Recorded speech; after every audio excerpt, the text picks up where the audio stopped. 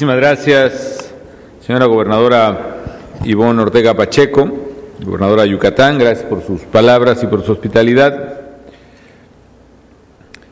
Señores diputados, señores magistrados, señor ingeniero César Bojorge Zapata, presidente municipal de Mérida, ingeniero Juan Manuel Ponce Díaz, gerente general de Bepensa, licenciado Guillermo Mendicuti, presidente del Consejo Coordinador Empresarial y de la Canirac de Yucatán, señor Luis Alfonso Rodríguez Campos, presidente de la Cámara de la Industria de Transformación Canacintra en Yucatán, ingeniero Jorge Camal Burgos, presidente de Coparmex aquí en Mérida, licenciado Jorge Manzanilla Pérez, presidente de la Canacome, general Virgilio Méndez Bazán, comandante de la 10ª Zona Militar, vicealmirante Juan Ramón Alcalá Pinol, comandante de la 9ª Zona Naval, amigas y amigos empresarios yucatecos, señoras y señores.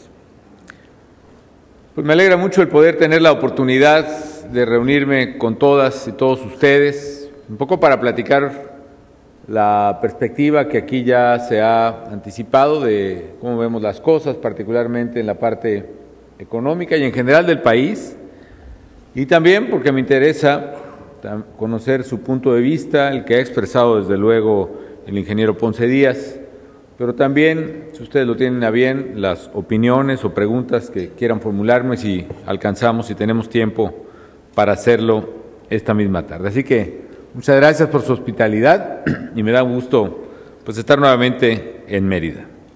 Yo coincido con la gobernadora de que el reto principal para este año, y creo que la preocupación fundamental para millones y millones de mexicanos, es la economía.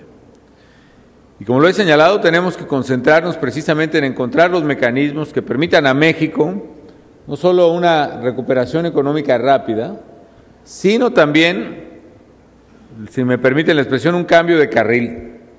Tenemos que cambiarnos a un carril de mucho mayor velocidad, y la única manera que podemos hacerlo, amigas y amigos, es cambiando la estructura económica del país, cambiándola a través de reformas de fondo que permitan producir más y producir mejor como economía a nivel agregado. Y esas son la vertiente económica de las reformas que he propuesto y seguiré proponiendo al Congreso. Estoy convencido de que el éxito que pueda tener México en retomar con mayor rapidez la ruta del crecimiento va a depender del esfuerzo de todos. A la vez todos hemos visto cómo estuvieron las cosas el año pasado. Se ha dicho mucho y vale la pena recordarlo,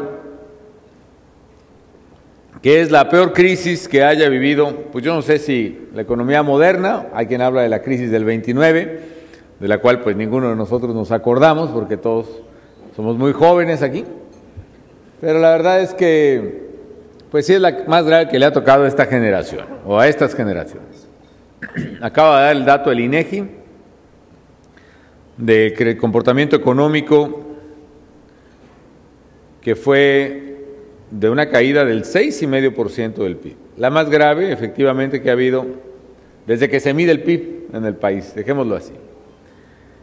Ahora sí que incluso los pronósticos eran mucho más graves. Si ustedes recuerdan, se hablaba de una caída de más del 7%, e incluso el primer trimestre del año, se dice fácil ya, a toro pasado, el primer trimestre del año la economía cayó 9% y el segundo trimestre cayó más de 10%, es decir, el primer semestre del año pasado fue el pico más, no puedo decir el más alto, el más bajo que haya tenido la economía nacional pues en décadas. Sin embargo, hay algunas diferencias que vale la pena revisar con ustedes. Primero, que a diferencia de lo que nos había pasado en 76, en 82, en 87, en 94, 95, en 2001, 2002. Este golpe devino fundamentalmente de un choque externo brutal que fue la caída de la economía de los Estados Unidos, la quiebra de su sistema financiero, de Lehman, la quiebra de sus sistemas de vivienda, etcétera, etcétera. Y dependemos tanto de Estados Unidos, amigas y amigos, en turismo, en remesas, en exportaciones, que prácticamente el enfermo se nos cayó encima de nosotros. Y México, una economía tan fuertemente vinculada a la de Estados Unidos como ninguna otra, padeció entre los efectos de este infarto, vamos a decirlo, esta contracción de su sistema financiero, crediticio, comercial, de poder adquisitivo, etcétera, etcétera. Pero hay otras cosas en que la crisis fue diferente a otras, y que es también los impactos, por ejemplo, en el empleo y en el poder adquisitivo que la crisis pudo tener. Sí, los hubo, desde luego, y muy serios, muy graves, lo sabemos y la gente lo sintió en su vida, en su bolsillo, en su ingreso. Pero vale la pena recordar, por ejemplo, que cuando la crisis de 1995, la de, pues ahora sí, llámenlo como quieran, no quiero yo poner nombres porque luego ya ve que todo el mundo se disputa por ahí la autoría, pero en fin, en esa crisis la economía cayó 6.2% y ahora cayó 6,5%, o sea, fue más grave esta. Así haya sido externa, fue más grave esta en México. Pero en 95 la pérdida de empleos en el Seguro Social, es decir, los empleos pagados, registrados en el Seguro Social, fue del 10% de los empleos formales en el país. Sí, fue una caída grave en materia de empleo. El año pasado, sin embargo, la pérdida de empleos en el año fue de menos del 1% de los empleos formales en el Seguro Social. Es decir, mientras que con una crisis ligeramente menor, hace 10, 15 años, se perdió 1 de cada 10 empleos en México, esta vez se perdió 1 de cada 100. Es una diferencia medular. 2, la pérdida en el poder adquisitivo. Si ustedes recuerdan, en aquella época la inflación llegó a tasas del 60%. Las tasas de interés, por ejemplo, llegaron a estar arriba del 100%, y no solo se desmanteló el crédito, sino que realmente la pérdida del poder adquisitivo de las familias se demolió en 1995. El año pasado, sin embargo, con todo y crisis, tuvimos la segunda tasa de inflación más baja en la historia del país, 3.57%. Es decir, una preservación notablemente mejor del poder adquisitivo a pesar de que la crisis fue mayor. Y tercero, en la crisis de 95 tuvimos una quiebra también del sistema bancario, hipotecario y financiero. No solo los bancos terminaron quebrando, sino que además muchas familias, incluyo la mía, porque teníamos un crédito que ya luego no pudimos pagar, con mi esposa, perdieron finalmente o las posibilidades de su vivienda, o perdieron considerablemente una buena parte de su patrimonio tratando de alcanzar precisamente esas tasas que eran simplemente impagables en la crisis de 95. Hoy, sin embargo, en plena crisis, no solo se mantuvo el flujo de crédito positivo del sistema bancario, mucho menor ciertamente, pero positivo, sino que no hubo la quiebra financiera que se presentó en 95 y que se presentó en 2009 en las grandes economías del mundo, en Estados Unidos, en Inglaterra, en otras partes, en España ciertamente no, pero en varias partes del mundo se presentó una quiebra del sistema bancario y financiero. ¿Qué hizo que, a pesar de que la crisis fuera mayor en 95, los impactos sociales y de ingreso fueran menores? Yo creo que tuvo que ver una buena parte, amigas y amigos, lo que juntos hicimos. Por ejemplo, si se cayó terriblemente el sector exportador manufacturero de Estados Unidos, fundamentalmente automotriz, el programa de preservación de empleo, mediante el cual, por ejemplo, en algunos casos, si el sindicato o el trabajador aceptaba, si en una empresa que se quedó sin ventas, tenía que correr a sus 500 o 1,000 trabajadores, si el trabajador aceptaba ganar 1/3 menos y la empresa aceptaba pagarle 1/3 de su salario, nosotros le pagamos durante casi medio año otro 1/3 de su salario. Y con este programa evitamos que despidieran a casi 500,000 de trabajadores del sector manufacturero. O los programas de empleo temporal, programas además, sí, de un ingreso muy modesto, generalmente 2 salarios mínimos, 2 jornales, más o menos poco si se quiere, pero finalmente un ingreso para familias que usualmente no tienen nada, y con lo cual logramos mantener a través de empleo temporal, abriendo brechas contra fuego, previniendo y combatiendo incendios, barbechando carreteras, limpiando zonas arqueológicas, etcétera. Mantuvimos ingreso por medio año para casi 650,000 familias. Y finalmente la otra parte, que es a pesar de que la crisis mundial estuvo envuelta en una crisis de crédito, porque estaba infartado el crédito financiero, no se prestaban ni los propios americanos unos a otros, ni las instituciones internacionales, nosotros mantuvimos flujos positivos de crédito a través del más agresivo programa de préstamos a pequeños y medianas empresas. Casi en el año de crisis de septiembre a septiembre, casi octubre de 2008 a 2009, el gobierno, a través del sistema de garantías que aplicamos a través de Nafinsa y el sistema bancario, a través del programa México Emprende, le dimos crédito a casi 100,000 pequeñas y medianas empresas, es decir, 100,000 empresas de entre 2 hasta 5 trabajadores, con lo cual logramos mantener la actividad económica para otro 1,4 millones de familias. Fueron medidas que se opacan, digamos, por el tamaño de la recesión, pero que finalmente, a mi juicio, terminaron de funcionar, sino para revertir todo el impacto de la crisis, porque eso era imposible, sí para atenuar definitivamente ese efecto tan tremendo que pudo haberse sufrido. Hoy, afortunadamente, amigas y amigos, pues la labor que el sector privado, que trabaja en medio de enormes adversidades y restricciones, yo lo sé, aquí en Yucatán y en todo el país, pues ha sido clave también para que nuestra economía comience a vislumbrar cierta recuperación. Algunos datos, por ejemplo, así lo señalan. A pesar de que se pensaba que el crecimiento, si nos iba bien para el año 2010, iba a ser de menos de 2%, hoy ya la mayoría de los pronósticos internacionales, como del Fondo Monetario Internacional o del Banco Mundial, o de analistas privados en México y fuera de México, sitúan la expectativa de crecimiento para este año arriba del 4% para la economía nacional. Y todos los pronósticos están al alza. Los empleos, ¿cómo están? Nomás les doy el dato de la primera quincena de enero, que es la última que tengo registro. En el Seguro Social, o sea, no estoy hablando ni siquiera del subempleo, que es muy amplio en nuestro país desde siempre, pero en el Seguro Social se registraron pagados cuotas obrero-patronales 72,000 nuevos empleos formales. En lo que va del año llevamos ya 106,000 empleos nuevos formales, y si nos medimos desde junio para acá, incluyendo la caída que siempre se da en diciembre, enero, porque la gente pues termina los contratos con sus trabajadores, los manda de vacaciones y mejor los vuelve a recontratar hasta el año siguiente, se han creado en el país 215,000 nuevos empleos.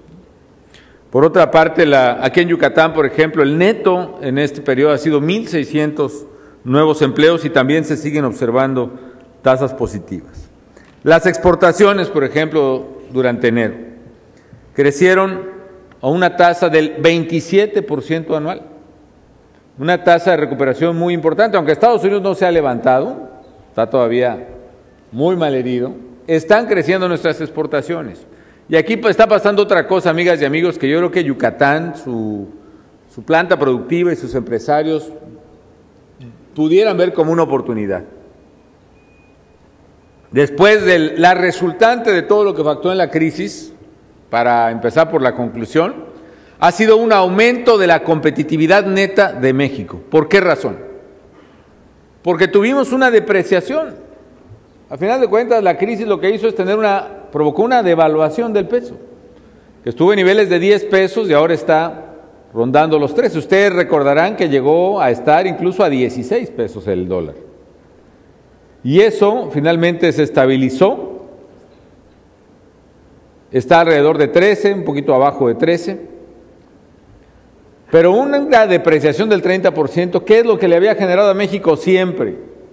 Primero, muy altas tasas de interés que quebraban y ahogaban a la planta productiva, y muy altas tasas de inflación. Cada devaluación siempre nos trajo una locura, digámoslo así, en el nivel de precios.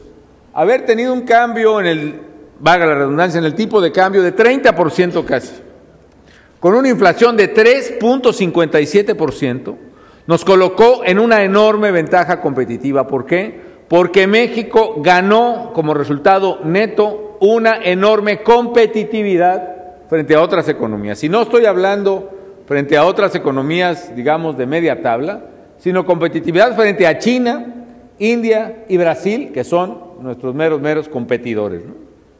Y hoy, según varios estudios, por ejemplo, los costos de fabricar manufacturas en México son más bajos que cualquier país de su tamaño o de la línea, digamos, de exportación que tenemos.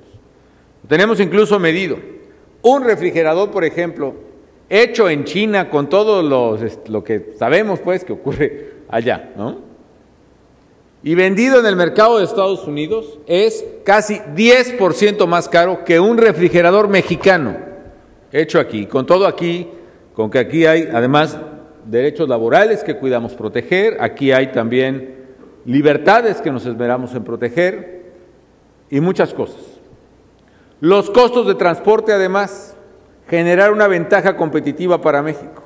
Muchas empresas, por ejemplo, que hacían computadoras en Asia y simplemente las mandaban a México para poner los últimos tornillos de ensamble y mandarlas a Estados Unidos, están trasladando su producción a la frontera norte, en este caso, es lo que les puedo comentar, por la alta competitividad de las exportaciones mexicanas. Y eso además se refleja en otra cosa. En 6 meses, del tamaño del pastel, del porcentaje de pastel, como se dice en inglés, del market share, que tienen las exportaciones mexicanas en Estados Unidos, crecieron 10% frente a China, India, Brasil, Rumanía y todos los países que nos compiten. Es la primera vez en todo el siglo XXI, en esta década, en que las exportaciones mexicanas ganan terreno frente a productos norteamericanos. Yo creo, amigas y amigos, que eso es un importante indicador que nos ilustra que finalmente este esfuerzo está resultando en una ventaja para México que creo que debemos aprovechar. ¿Y qué es lo que tenemos que hacer para que México no solo mantenga su competitividad, sino que la incremente? Primero tenemos que invertir en aquellos factores que nos han restado competitividad. Por ejemplo, mencionaba Juan Manuel, la falta de infraestructura. Tiene razón. En México estuvimos rezagados muchos años en inversión en infraestructura. Digamos, en los 10 años, bueno, hace 3 años hacia atrás, digamos, la inversión en infraestructura promedio en México era 3% del PIB, del Producto Interno Bruto. Hoy estamos invirtiendo en infraestructura más del 5% del Producto Interno Bruto, y en términos nominales es el doble de lo que se invertía hace 3 años.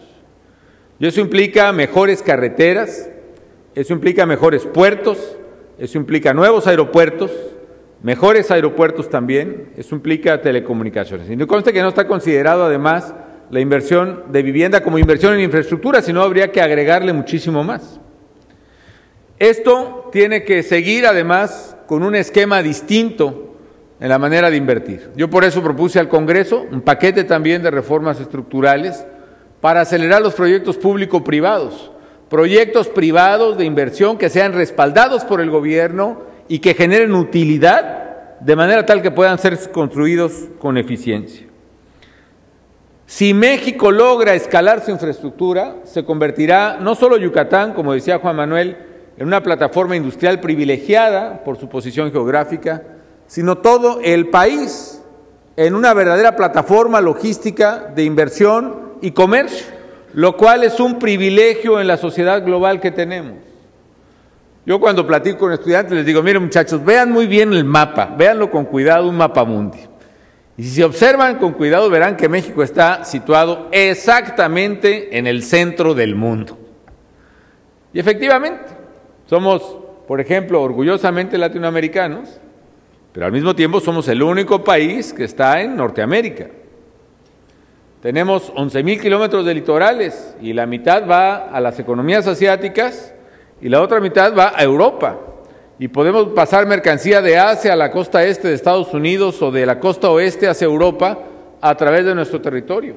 Y hoy por hoy, por ejemplo, descargar un contenedor en Lázaro Cárdenas es muchísimo más barato y puede llegar incluso más rápido hasta la costa este de Estados Unidos. Tenemos una ventaja logística enorme y la clave de explotarla es precisamente infraestructura. Por eso también, bueno, aquí en Yucatán también tenemos que hacer un esfuerzo en toda la península para hacerlo y para ampliarla, ¿no? Este año, por ejemplo, tenemos un presupuesto de más o menos 1,200 millones de pesos para la parte carretera nada más en el estado. Algunas cosas se han completado ya de manera importante. La ampliación, por ejemplo, de aquí de Mérida hacia Progreso. También se están ampliando, modernizando carreteras. La vital, que para mí es, por ejemplo, la carretera Mérida-Campeche, la que va de Peto hacia ese rincón de los límites de Yucatán y Quintana Roo, la Mérida-Tizimín, por ejemplo, la Chemax-Cobá y otras. Además, algo que sé que es muy importante para el gobierno del estado, que es la ampliación de las plataformas de Puerto Progreso. Y la verdad me parece muy importante que se impulse precisamente, no solo en términos de comercio, sino en términos de turismo, esta gran ventaja de infraestructura que se ha hecho y que se ha invertido en Yucatán, que es Progreso. ¿Qué otra cosa necesitamos hacer? Necesitamos facilitar, y en eso coincido, la vida para quien produce y para quien trabaja. Y ahí tenemos que hacer una sobresimplificación, diría yo, de los trámites legales. ¿Qué estamos haciendo en el plano federal? Si ustedes recuerdan, para abrir una empresa, hablo de mi lado nada más, del plano federal, pues era un verdadero calvario. ¿Por qué razón? Porque hasta para ponerle el nombre había que ir a la Secretaría de Relaciones Exteriores. ¿Por qué? ¿Quién sabe? Pero había que ir a Relaciones Exteriores. Creo que así lo dice la Constitución, no sé. Y luego había que pedir permiso y declararse que uno no iba a invocar la potencia extranjera para quién sabe qué rayos. Bueno. Y luego de eso había que ir a Hacienda, y luego a Economía, y luego al Seguro Social, y luego ir con el notario, y luego, en fin. Lo cual llevaba días y días y meses poder abrir una empresa, más la cuenta del banco, etcétera. Hoy, por ejemplo, con el programa Tu Empresa, a través de Internet, y un Internet además que no es necesario tener computadora, sino que se puede hacer incluso desde la oficina del notario o de un corredor público, llenando un solo formulario en computadora que el notario o el corredor deben conocer y ayudar a la persona que está aperturando la empresa, puede reunir todos esos requisitos y hacer todos los trámites simultáneos en ese formulario. Algo que no se podía hacer, entre otras cosas. ¿Por qué, amigas y amigos? Porque, por ejemplo, la base de informática del Seguro Social no se hablaba, entre comillas, con la de la Secretaría de Hacienda, y mucho menos la de Relaciones con la Economía. Y lo que hicimos fue todo un entramado que nos permitió conectar en un solo sistema, el sistema de Tu Empresa, la apertura rápida de empresas. ¿Qué es lo que falta ahora? Poder conectar desde el ámbito local, precisamente la apertura de empresas, para que aún los requisitos municipales o locales puedan ser incorporados a un solo formulario, con lo cual podremos tener un sistema de apertura de empresas que puede ser de los más rápidos que se puedan tener. Otra cosa que estamos haciendo, ustedes recordarán que yo puse en la administración pública un concurso en la Secretaría de Función Pública que se llama el trámite más inútil, ¿no? Y sí, los funcionarios como que crujieron ahí muchos huesos, pero pues ni modo. Y efectivamente lo que hacemos es pedir a la gente, a ver, dinos, concursa, ¿cuál es el trámite más inútil que el gobierno te obliga a hacer? En los 3 niveles de gobierno. Porque lo que queremos es ponernos en los zapatos de la gente y que nos digan pues, cuáles no funcionan. Y aunque estuvo competido el torneo, y por supuesto que ya corregimos los trámites ganadores, todos los demás nos ha servido para ir quitando y matando otros trámites. Otra cosa más, a finales de diciembre yo envié un oficio a todas las dependencias y les dije, para el 31 de marzo quiero que me digan cuáles son las leyes o los reglamentos que les sirven o que necesitan. ¿Por qué? Porque yo sé que hay unos que ya ni siquiera se acuerdan. Ya hay otras normas que se las puso ahí un sector contra otro y ya nadie sabe por qué existen, etc. Entonces, el 31 de diciembre van a tener que entregar en mi oficina todo el catálogo de leyes, reglamentos o normas que según cada dependencia sirvan. ¿Y qué va a pasar con todos los demás que no me incluyan ahí? Voy a expedir un decreto por el cual voy a derogar todos los reglamentos, todos los acuerdos, todas las circulares que no estén contenidas en un mandato mínimo de cada secretaría. Y todavía de las que me entreguen, vamos a hacer un esfuerzo con el sector productivo para dejar únicamente las que sí necesariamente justifiquen su existencia. En otras palabras, queremos hacer una regulación base cero, es decir, vamos a partir de la premisa de que no hay ninguna regulación y quedarnos con las que necesitemos. Claro, no puedo dejar sin regulación al país, pero por lo pronto vamos a limpiar todas las que se quedaron en los archivos de la historia de la administración pública y que realmente algunas sirven exclusivamente pues para dar lata o para sacar un ingreso vía de la corrupción. Esa es la verdad. Otra cosa que tenemos que hacer, reformas. Tenemos que hacer reformas, por ejemplo, de carácter laboral. Y ya ayer el secretario del Trabajo presentó ante el Senado un compendio completo de las iniciativas que se requieren y que ya han sido presentadas en el Congreso en diversos momentos para tener un mercado laboral mucho más accesible. Por ejemplo, platicaba con algunos ciudadanos hace un momento aquí en Mérida, decía, bueno, ¿por qué si eres muy joven o si eres ya de 35 o 40, que todavía sigue siendo joven, ¿por qué no te pueden dar trabajo?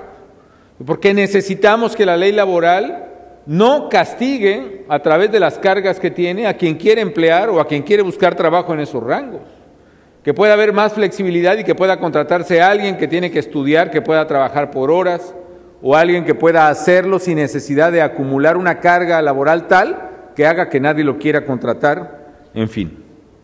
Otras más, reformas en materia de telecomunicaciones. ¿Por qué? Porque el mercado de telecomunicaciones en México es un mercado potencialmente enorme, porque la tecnología ha revolucionado completamente al mundo y porque hoy se puede dar servicios que eficientan el aparato productivo y le dan mejor calidad de vida a la gente a través de un mercado que también sea competitivo. Y ahí yo lo que he dicho es que necesitamos las 3 Cs, que haya competencia en todos los sectores de telecomunicaciones, todos. Que haya convergencia, es decir, que un mismo usuario de una frecuencia pueda tener lo mismo internet que un teléfono celular, que un servicio de envío de datos. Y que haya cobertura, es decir, que no se siga presentando el hecho de que así como ha habido mexicanos que durante mucho tiempo no tuvieron teléfono y tuvo que llegar el teléfono celular para que primero a precios muy altos pudieran tenerlo, hoy, por ejemplo, la brecha con los mexicanos que no tienen internet se cierre lo más rápido posible.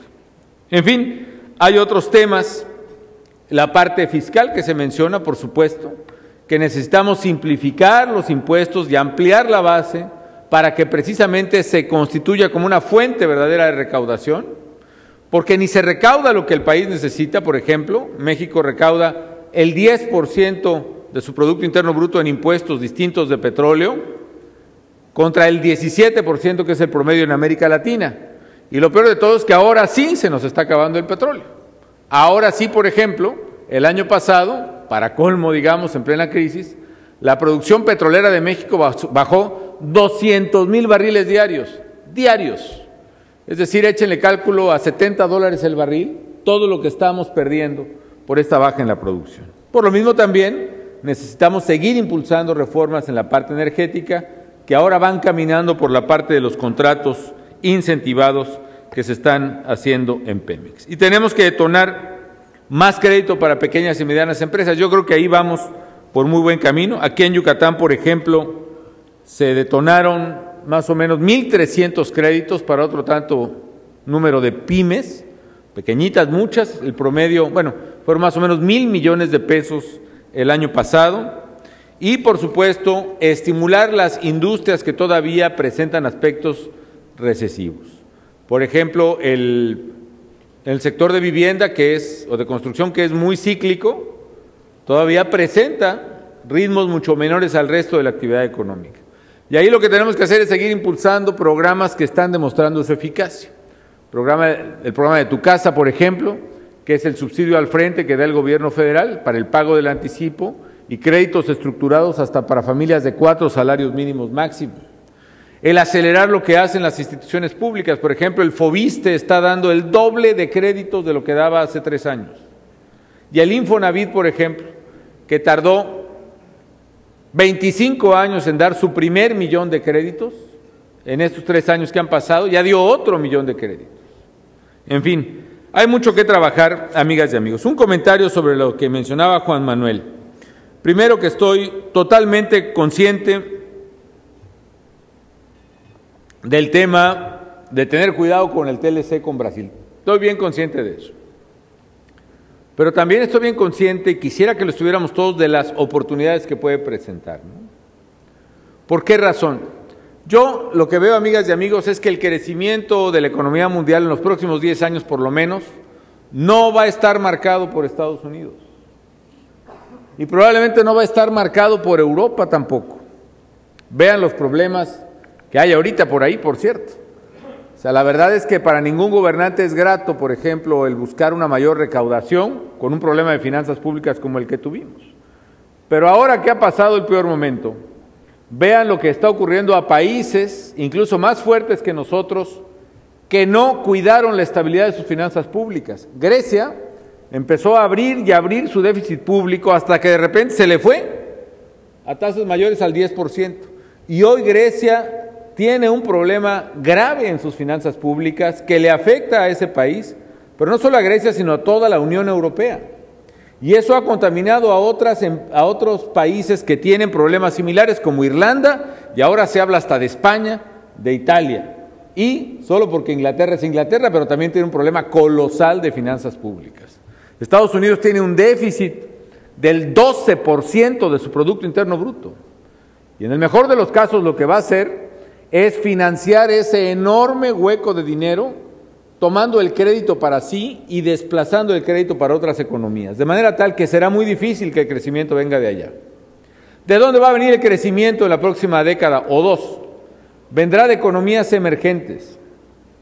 Y economías emergentes grandes y poderosas son China, India y Brasil. Es más, si ustedes revisan los pronósticos para el medio siglo de cómo estarán las economías del mundo, va a haber 5 economías poderosas por su tamaño y poder de compra. La primera va a ser China, la segunda va a ser todavía Estados Unidos, la tercera va a ser India, la cuarta va a ser Brasil y la quinta va a ser México.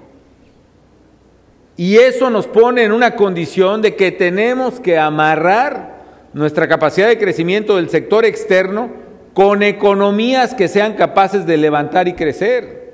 Si queremos vender más productos los mexicanos hacia el mundo, la oportunidad está en las economías que tienen crecimiento. Ahora bien, no puede ser cualquier economía, sino una economía con la cual podamos tener un plano de reglas claras y de cancha igual y pareja para todos. Que yo lo veo más difícil del lado asiático de algunas economías que realmente aquí, del lado de Brasil. ¿Por qué razón? Porque tenemos un ingreso per cápita muy similar, porque su mercado es el doble de grande que nosotros, lo cual es relevante. Es decir, ustedes como empresarios que exportan, si alguno lo hace, piensen lo que es tener no solo el mercado mexicano, sino un mercado de 200 y pico millones de consumidores. El doble de lo que hay aquí. Y por supuesto que hay que poner mucho cuidado cuáles sectores pueden ganar, cuáles pueden perder. Pero también, amigos, hay otro detalle. Si hay alguna economía abierta, es la economía mexicana.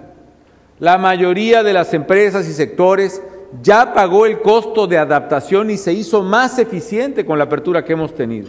Hoy, este año, el promedio de aranceles de México hacia el mundo es del 5%, con lo cual hace que las empresas del sector exportador en México sean más competitivas. Eso también está haciendo crecer nuestras exportaciones.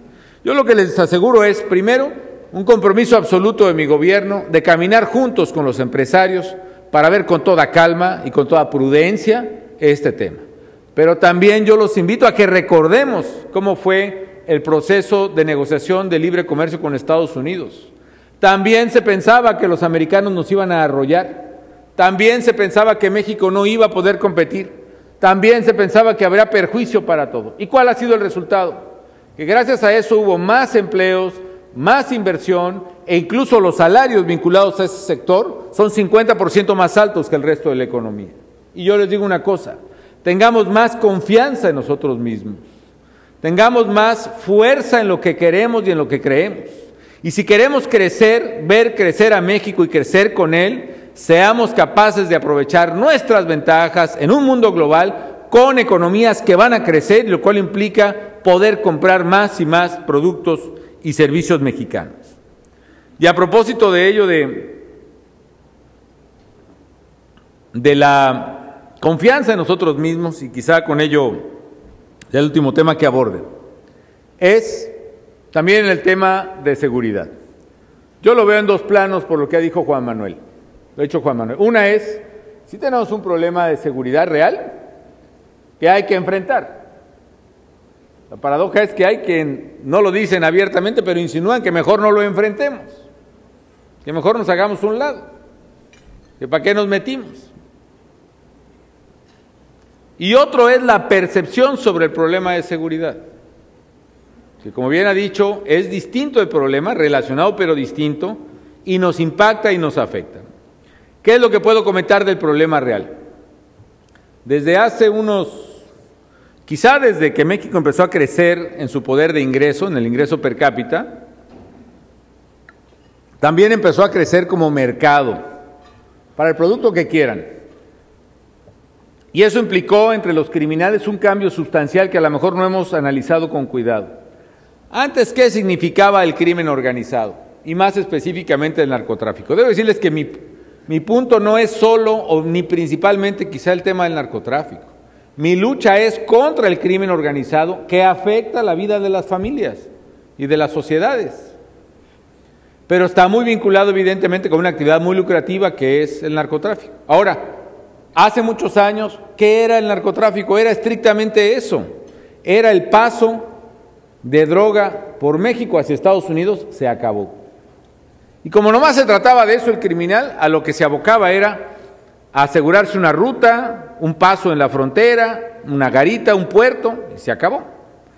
Prefería no meterse con nadie, que no lo vieran, mucho mejor si no lo vieran, que no supieran de él, mucho mejor que no supieran de él. Pero llegó un momento en que estos criminales no solo exportaron a Estados Unidos, sino que también vieron a México como un mercado.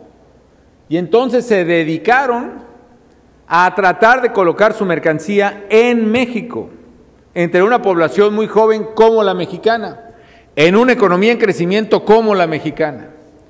Y entonces eso cambió totalmente la estructura del comportamiento criminal. ¿Por qué? Los ingenieros me van a lo mejor a comprender mejor en este punto, porque cambió de plano. Ya no solo fue una línea buscando una ruta a Estados Unidos, sino que fue toda una superficie territorial. Su pelea ya no era la ruta, sino el territorio, además de la ruta. ¿Y eso qué implica? Un cambio completo de la manera de operar de los criminales.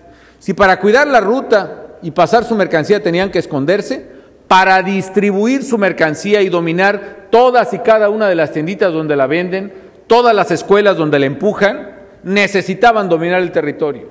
Y eso los cambió totalmente de comportamiento.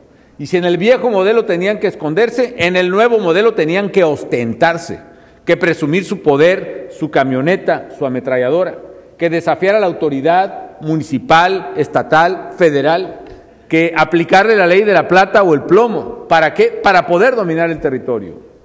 Y ya dominando el territorio, por eso apareció la figura de los jefes de plaza, que hemos atrapado cientos en esta administración. Con esa figura comenzaron a dominar a la sociedad, ciertamente en unos estados más que en otros, más en los que combinan los dos negocios, ¿no? Si ustedes tienen un estado o una ciudad que además de ser paso hacia Estados Unidos, tiene una población creciente y con ingreso, o que además tiene un desbordante número de jóvenes, hijos de madres trabajadoras, es decir, un mercado apetitoso para la droga, ahí el problema se multiplica. No sé si les suene algo de eso, por ejemplo, con algunos casos como Ciudad Juárez, o como Tijuana, o como Reynosa. El modelo es el mismo, puntos de cruce en la frontera, con un mercado en expansión de consumo, y con una población joven, y además sin oportunidades de trabajo, de educación, etcétera. Pero no solo eso, como buenos distribuidores minoristas, pues se extendieron a todo el país, y entonces dominaron plaza, o tratan de dominar plaza por plaza, desde ciudades grandes hasta pueblos pequeños. ¿Cuántas veces he oído yo en el país la expresión, es que aquí era muy tranquilo? es que aquí no pasaba nada. Es que aquí no pasaba porque no era el negocio de estos señores, pero ahora se han querido meter. Y ese no ha sido el problema, sino que ya dominando un territorio, ¿qué es lo que hacen? Pues si yo soy el dueño de aquí, si la autoridad soy yo, como el estilo mafioso es el que domina la plaza, controla al resto de los zampones, pues le empezaron a cobrar dinero ¿a quién? A otros zampones, ¿no? Le empezaron a cobrar, por ejemplo, al que roba coches, tú dame tu cuota para que puedas operar aquí. Y empezaron a cobrarle al que vende gasolina adulterada, tú dame tu cuota para que puedas operar aquí. O al que tiene alcohol adulterado, o gasolina robada, perdón, o al que tiene alcohol adulterado, tú dame tu cuota para que puedas operar aquí. Y al que tiene un table irregular, también das la cuota. Y todo el mercado negro, el giro negro, digamos, estuvo bajo su control. El que tiene juegos de azar, pues también dame tu cuota porque aquí yo mando.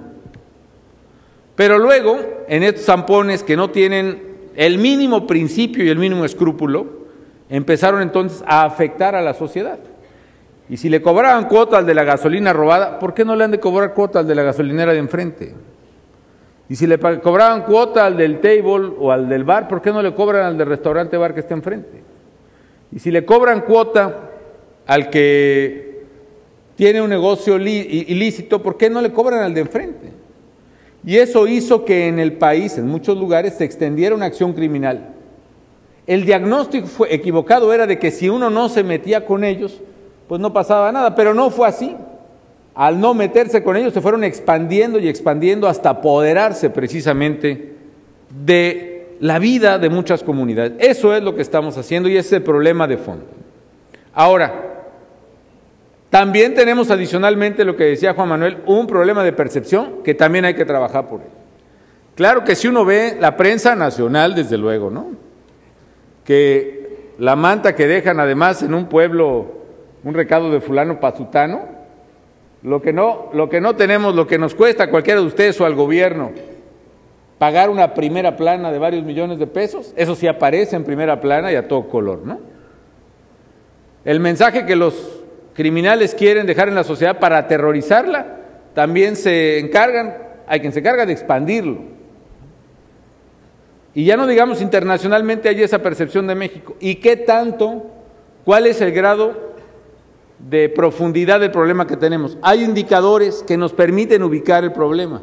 Por ejemplo, uno muy importante es cuántos muertos o cuántos homicidios violentos, más especialmente violentos, o cuántos homicidios vinculados a este tipo de criminalidad hay por cada 100,000 habitantes. En México hay una tasa alta, sí, 12 por cada 100,000 habitantes. Sin embargo, si yo les dijera cómo estará la tasa de homicidios por cada 100,000 habitantes en Brasil, dirían, pues bueno, deben estar mejor, ¿no? En Brasil la tasa es 25 por cada 100,000 habitantes, más del doble que México. Eso sí, hay un asunto de percepción, de manera tal que México, los amigos de Juan Manuel mejor no quieren venir, y eso sí, Brasil se lleva la Copa del Mundo y los Juegos Olímpicos a una ciudad como Río de Janeiro, que también es especialmente violenta. Pero yo les puedo decir, amigas y amigos, entre otras cosas, una cosa que pasa, que en lo que llevo yo de vida pública, jamás he escuchado a un brasileño hablar mal de Brasil. Y sí he escuchado a muchos mexicanos hablar mal de México. A veces es como deporte, a veces se trata de ver qué tanto podemos exacerbar nuestros problemas, qué tanto podemos amplificar los retos que tenemos. Y eso, amigas y amigos, sí causa mucho daño. No estoy diciendo, conste, que el problema no exista, sino que tenemos un problema real de inseguridad que tenemos que combatir, y si alguien tiene una alternativa que me diga, no lo combatas, pues que me lo diga. Pero tenemos que combatirlo, porque la idea de irle sacando al asunto fue que nos metimos en este problema. Y sé además que vamos avanzando y avanzando día con día, porque estamos golpeando severamente a los cárteles y a todos los cárteles, porque estamos fortaleciendo la autoridad del Estado. y eso evidentemente no iba a ser ni gratuito ni fácil, pero lo estamos haciendo. Pero además de ese problema real que estamos enfrentando y que vamos a resolver, no en el corto plazo, porque eso sería realmente imposible o ingenuo, pero sí lo vamos a resolver, tenemos un problema de percepción que hay que enfrentar. Y lo primero que tenemos que hacer, yo creo que es un mínimo de responsabilidad respecto de México, de lo que se hace, se dice o se manifiesta. Yo creo que es importante poner en perspectiva realmente al país. De eso el gobierno mexicano está bien consciente y estamos trabajando en ello. Hemos hecho un equipo entre Relaciones Exteriores, el Fondo de Promoción Turística, el Consejo de Promoción Turística y las propias áreas de seguridad del país para hacer una campaña internacional que implica desde relaciones públicas, manejo de información en Internet sobre México, imágenes, la campaña misma de Vive México, que lo que busca es poner en su exacta dimensión lo que es nuestro país. Y nuestro país es un país con una enorme potencialidad, que tiene problemas, sí, pero también tiene gobiernos decididos a enfrentarlo. ¿Qué fue lo que se dijo de México en diciembre de 2008, cuando venía la crisis precisamente? Se dijo que México era un Estado fallido, que no iba a ser posible que aguantáramos la crisis económica, que iba a ser muy grave, todavía no se pensaba que tanto, y el problema de la criminalidad al mismo tiempo. Y miren, amigos, enfrentamos la crisis económica, la más grave en la historia de la humanidad en las últimas décadas. Y enfrentamos el tema del crimen organizado, donde México está especialmente afectado, en particular por ser vecino del mayor consumidor del mundo, que es Estados Unidos. Y enfrentamos además problemas inesperados como la crisis de la influenza H1N1, que además estalló, no sé si empezó en México, hay evidencias que lo discuten, pero sí tuvo un impacto brutal en México y de aquí se conoció en el mundo, porque impactó la ciudad más grande del mundo, que es la Ciudad de México. Y enfrentamos al mismo tiempo la sequía, la segunda más grave en 68 años en México. Y enfrentamos también problemas severos de carácter regional de diverso tipo. Y ¿saben qué, amigas y amigos? A pesar de todo eso, a pesar de todos los problemas que enfrentaron, México, sus instituciones, sus gobiernos y su sociedad demostró que ni remotamente es, como algunos pretendían, un Estado fallido, que al contrario es un Estado fuerte, con instituciones sólidas, que sabe exactamente a dónde va y que es capaz de enfrentar no uno, sino 5 crisis simultáneas, cada una de ellas lo suficientemente grave como para poner o haber derribado las instituciones en cualquier otro país. Hay muchos países que, sufriendo una de esas tragedias, prácticamente desarticulan su sociedad y su gobierno. Pero México, amigas y amigos, tiene enormes fortalezas. Y yo no me canso de decir ello, que tenemos enormes ventajas, que tenemos gente joven, trabajadora, un sector empresarial de esfuerzo, de trabajo, que lucha por el progreso, que tenemos también una posición geográfica estratégica no solo en Yucatán, sino en el país, y que tenemos también, y lo digo con orgullo, un gobierno que está decidido a transformar la vida del país, decidido a enfrentar los costos que implican decisiones difíciles, complejas, postergadas por décadas, pero que tienen que hacerse. Para mí no fue fácil, por ejemplo, decidir el tema de Luz y Fuerza del Centro. Pesaban sobre mí las mismas razones que pesaron a otros 5, 6 o 7 presidentes atrás de mí. El tamaño de la empresa, la capacidad de movilización o la agresividad de su sindicato, las alternativas que se pudieran hacer, el riesgo de un colapso eléctrico en la Ciudad de México, todo eso. Y sin embargo, amigas y amigos, hay decisiones que deben de tomarse pensando en el bien del país, independientemente de los costos políticos o personales de corto plazo que tengan que enfrentarse. Yo sé que ustedes así han sacado adelante a sus empresas y sé también que así es como vamos a sacar adelante a México. No solo eso, así es como lo estamos sacando adelante, porque hoy, como les he comentado, México tiene un panorama mucho mejor al que se presentaba hace apenas algunos meses. Así que con esto termino y perdón que me haya extendido. Ustedes sepan que cuentan con un gobierno comprometido con el futuro, comprometido con Yucatán comprometido con México y dispuesto a trabajar hombro con hombro con la gente que trabaja, se esfuerza y produce en nuestro país. Muchas gracias.